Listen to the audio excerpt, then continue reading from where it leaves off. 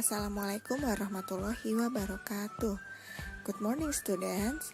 How are you today? Semoga kita semua dalam keadaan sehat dan dalam lindungan Allah Subhanahu wa taala. Hari ini kita akan membahas latihan soal IPA KD 3.7. Sebelum kita mulai belajar, marilah kita membaca bismillah bersama-sama. Bismillahirrohmanirrohim. Silahkan kalian simak video pembahasan latihan soal IPA ini dengan penuh semangat ya. Selamat belajar. Kita akan mulai membahas soal nomor 1. Tuliskan sifat-sifat cahaya. Jika kita menaruh lilin di belakang beberapa kertas karton yang sudah dilubangi, maka sinar dari lilin tersebut akan masuk melalui lubang-lubang pada karton. Hal ini membuktikan bahwa cahaya merambat lurus. Sifat cahaya yang kedua adalah cahaya dapat dipantulkan. Salah satu buktinya adalah ketika kita bercermin, kita bisa melihat bayangan kita sendiri di dalam cermin. Ketika kita memasukkan sebuah pensil ke dalam gelas, kita akan melihat pensil seperti patah.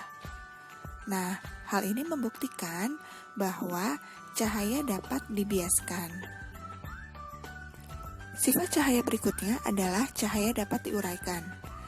Sinar putih dapat diuraikan menjadi beberapa warna, yaitu merah, jingga, kuning, hijau, biru, nila, dan ungu.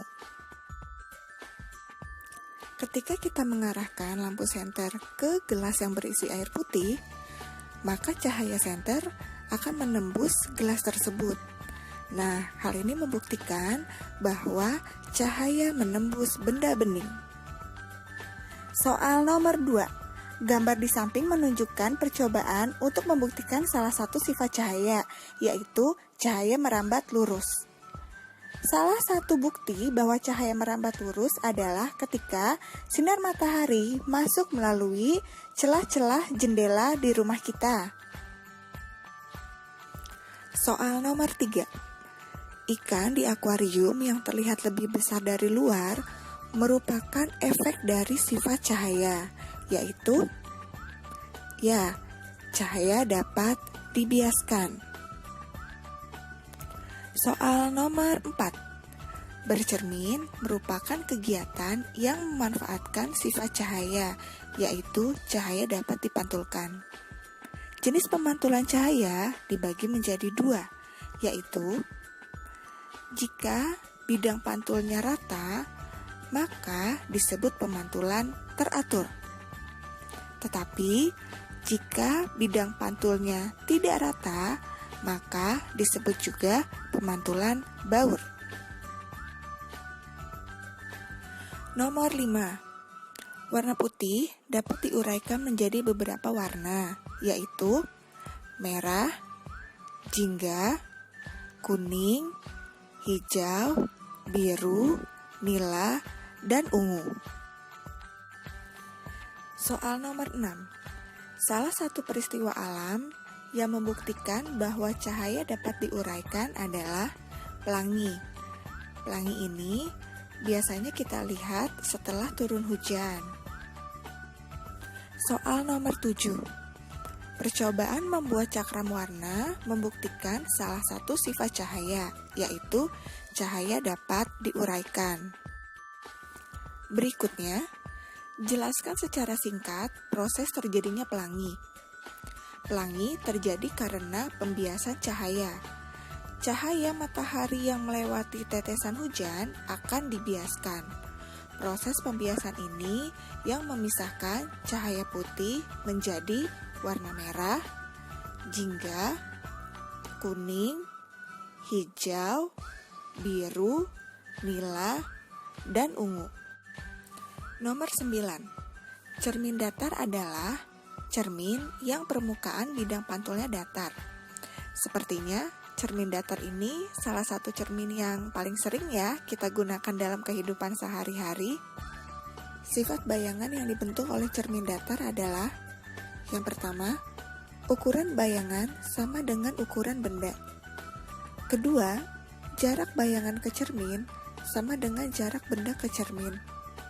Ketiga, bayangan tegak seperti benda. Keempat, bayangan berlawanan atau berkebalikan dengan benda. Kelima, bayangan bersifat maya. Nomor 11. Cermin cekung adalah cermin yang permukaannya melengkung ke dalam.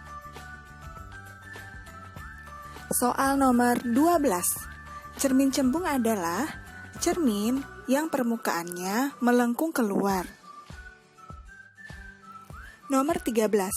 Sifat bayangan pada cermin cembung adalah maya, tegak, dan bayangan lebih kecil.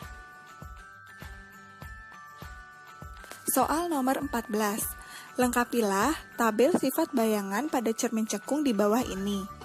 Jika jarak benda dekat dengan cermin cekung, maka sifat bayangannya adalah maya, tegak, dan lebih besar.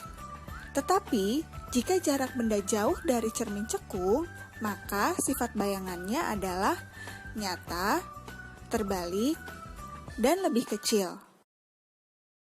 Berikut adalah pemanfaatan cermin cembung dan cermin cekung dalam kehidupan sehari-hari.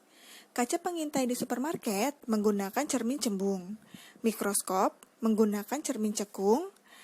Kaca lalu lintas menggunakan cermin cembung. Kaca dental menggunakan cermin cekung. Kaca spion menggunakan cermin cembung. Dan teleskop menggunakan cermin cekung. Demikian pembahasan latihan soal IPA KD 3.7. Mari bersama-sama kita ucapkan hamdalah. Alhamdulillahirabbil alamin. Wassalamualaikum warahmatullahi wabarakatuh.